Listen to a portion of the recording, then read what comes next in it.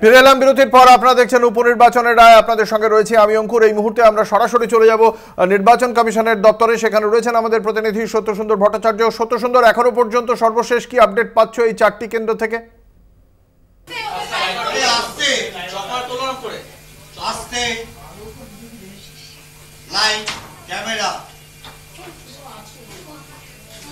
দেখো, রাজ্যের যে 4টি বিধানসভা কেন্দ্রের উপনির্বাচন, সেই উপনির্বাচনে 4টিতেই কিন্তু এই মুহূর্তে তৃণমূল কংগ্রেস প্রার্থীরা এগিয়ে রয়েছেন। এবং যেরকম রায়গঞ্জ বিধানসভা কেন্দ্রে, সেখানে তৃণমূল কংগ্রেস প্রার্থী কৃষ্ণ কল্যাণী, যেটা জানা যাচ্ছে অসমর্থিত সূত্র থেকে, তিনি জয়লাভ করেছেন প্রায় 50,000 ভোটের মার্জিন। এবং সবচেয়ে উল্লেখযোগ্য যে রাজ্যের এই যে 4টি বিধানসভা কেন্দ্রের উপনির্বাচন হচ্ছে, তার এই 3টি বিধানসভা কেন্দ্র কিন্তু আমরা যদি দেখি, তাহলে এই ঠিক এক মাস আগে 2024-এর লোকসভা নির্বাচনের নিরিখে এই 3টি বিধানসভাতে কিন্তু এগিয়েছিল বিজেপি। সেই জায়গায় দাঁড়িয়ে ঠিক এক মাস পরে এই 3টি বিধানসভা কেন্দ্রে এগিয়ে রয়েছে তৃণমূল কংগ্রেস।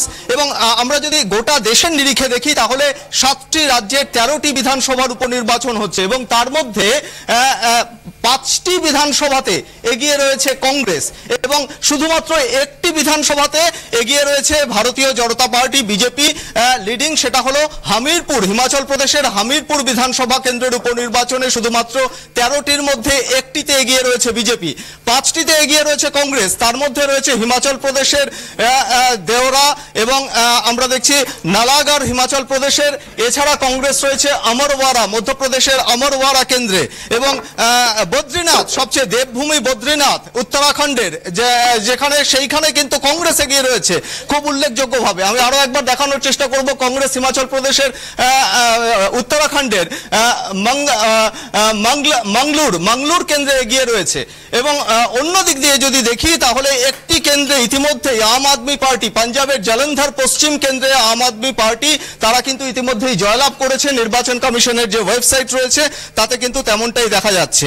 এবং অন্য যে কেন্দ্রগুলো রয়েছে সেটা আরো একবার দেখানোর চেষ্টা করব, যে যেখানে ইন্ডিপেন্ডেন্ট, এখানে কিন্তু কিছুক্ষণ আগে আমরা দেখছিলাম যে বিজেপির সহযোগী জেডিইউ সেখানে প্রার্থী দিয়েছিল, জেডিইউ এগিয়েছিল বিহারের রূপাউলি কেন্দ্রে, সেখানে কিন্তু এই মুহূর্তে এগিয়ে রয়েছে ইন্ডিপেন্ডেন্ট। একটু ভেতরের ছবিটা দেখানোর চেষ্টা করব, যে এখানে জেডিইউ কি অবস্থানে ছিল, খুব ক্লোজ মার্জিনে রয়েছে। এখানে ইন্ডিপেন্ডেন্ট যিনি ক্যান্ডিডেট, তিনি এই মুহূর্তে যেটা দেখা যাচ্ছে 12টি রাউন্ডের গণনা, তার মধ্যে 7 রাউন্ড গণনা হয়েছে, সেখানে 1036 ভোটে এগিয়ে রয়েছেন নির্দল প্রার্থী। কিছুক্ষণ আগে এখানে জেডিইউ প্রার্থী এগিয়েছিলেন, হ্যাঁ, সেই জায়গায় কিন্তু নির্দল প্রার্থী এগিয়ে রয়েছেন। আমরা যদি রাজ্যের ছবিটা একবার আসার চেষ্টা করব, আমাদের রাজ্যের যে 4টি, সেখানে রায়গঞ্জ, যেখানে লিডিং কৃষ্ণ কল্যাণী তৃণমূল কংগ্রেস প্রার্থী, তিনি কিন্তু 50,000 ভোটে লিড করছেন এই মুহূর্তে, যদিও তিনি জয়যুক্ত হয়েছেন এমনটা অসমর্থিত সূত্রে জানা যাচ্ছে।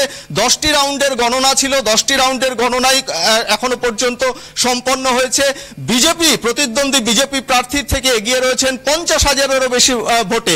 অন্য আরেকটি বিধানসভা কেন্দ্রে দেখানোর চেষ্টা করব, সেটি হলো রানাঘাট দক্ষিণ। রানাঘাট দক্ষিণে তৃণমূল কংগ্রেস প্রার্থী মুকুটমণি অধিকারী, তিনি এগিয়ে রয়েছেন 31,737 ভোটে বিজেপির থেকে। অন্য আরো একটি বিধানসভা কেন্দ্র আমরা যদি দেখি, তাহলে বাগদা, সেখানে মধুপর্ণা ঠাকুর তৃণমূল কংগ্রেসের, তিনি এই মুহূর্তে এগিয়ে রয়েছেন 13 রাউন্ডের গণনা, তার মধ্যে 11 রাউন্ডের গণনা ইতিমধ্যেই হয়েছে। যেটা কমিশনের ওয়েবসাইট বলছে, তাতে মধুপর্ণা ঠাকুর এগিয়ে রয়েছে 30,081 ভোটে তার নিকটতম প্রতিদ্বন্দ্বী বিজেপির বিনয় কুমার বিশ্বাসের থেকে। অন্য মানিকতলা, বহু চর্চিত উত্তর কলকাতা লোকসভা কেন্দ্রের অন্তর্গত মানিকতলা, সেখানে সুপ্তি পান্ডে তৃণমূল কংগ্রেসের, তিনি এই মুহূর্তে এগিয়ে রয়েছেন 28,781 ভোটে, যদিও এটি নির্বাচন কমিশনের ওয়েবসাইটে, কিন্তু যেটা আমরা অসমর্থিত সূত্রে জানতে পারছি, সেটা কিন্তু আরো অনেক বেশি মার্জিনে এগিয়ে রয়েছেন সুপ্তি পান্ডে। ফলে বলা যেতে পারে, এই যে 13টি বিধানসভা কেন্দ্রের উপনির্বাচন, তার মধ্যে 5টিতে এগিয়ে রয়েছে কংগ্রেস, 4টিতে এগিয়ে রয়েছে তৃণমূল কংগ্রেস, এবং মাত্র একটিতে এগিয়ে রয়েছে বিজেপি। সবচেয়ে উল্লেখযোগ্যভাবে দেখা যাচ্ছে যে এ রাজ্যের যে 4টি বিধানসভা কেন্দ্রের উপনির্বাচন হচ্ছে, তার মধ্যে 3টি বিধানসভা কেন্দ্রে কিন্তু ঠিক এক মাস আগে এই 2024-এর লোকসভা নির্বাচনের ফলাফলের নিরিখে এই 3টি বিধানসভা কেন্দ্র, বাগদা, রানাঘাট দক্ষিণ এবং রায়গঞ্জ, সেখানে কিন্তু এগিয়েছিল বিজেপি। একেবারেই ধন্যবাদ। আমাদের সঙ্গে ছিলেন আমাদের প্রতিনিধি